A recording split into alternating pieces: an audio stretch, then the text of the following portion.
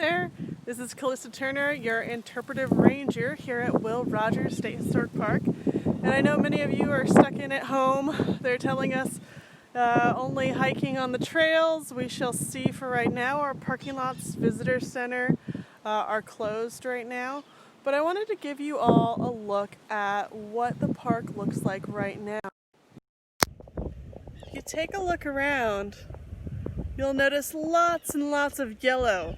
That is the horribly invasive but wonderful Instagram moment where we had our mustard. This is out of Europe. And you can see, if I get a close-up, they have these beautiful, beautiful yellow flowers that just grow everywhere. Now, the hillside that I'm showing you was actually cleared because if you remember, the last time we were closed, that was during the fires that we had here, the Getty fire. And what they did is they cut this entire hillside nearly to the ground. And everything that you see here is all of the plants that are growing back.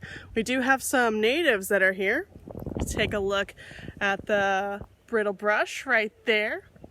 We have what is nicknamed the cowboy cologne. This is some of that Artemisia, has a wonderful odor.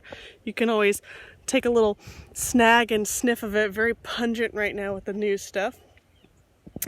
Right over just to the side in my shadow, this is our wonderful sage. In fact, these two plants, along with bay laurel, were used heavily by the Chumash and the Tongva that were here when they were trying to camouflage their odor when they would go hunting.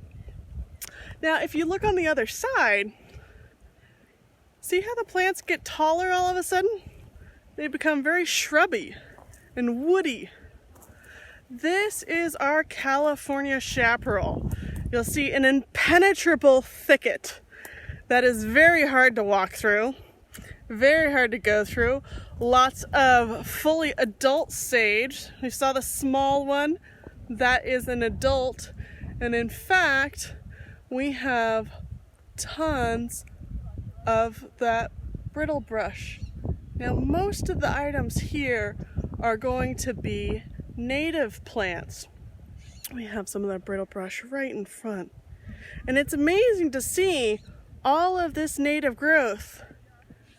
And then the minute you cut it down, all that wild mustard. So one of the big problems becomes, as we change the landscape and we change what we are doing to this species, how does this change how wildfire goes through here? Anytime you have a grass is very, very dry. This wild mustard, if you saw this fall, dries up and just becomes almost like a tumbleweed. Whereas the chaparral is naturally used to drying out here. But this stuff doesn't light on fire as easily as some of those invasive species.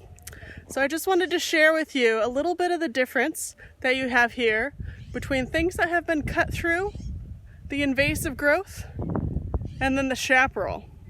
Now, if left alone, this may actually end up changing back into chaparral, but unfortunately, many of these invasives are here to stay. So, with that being said, thank you for visiting the Palisades. Come back and see us when we are back open. Thanks. Have a good rest of your day. Bye.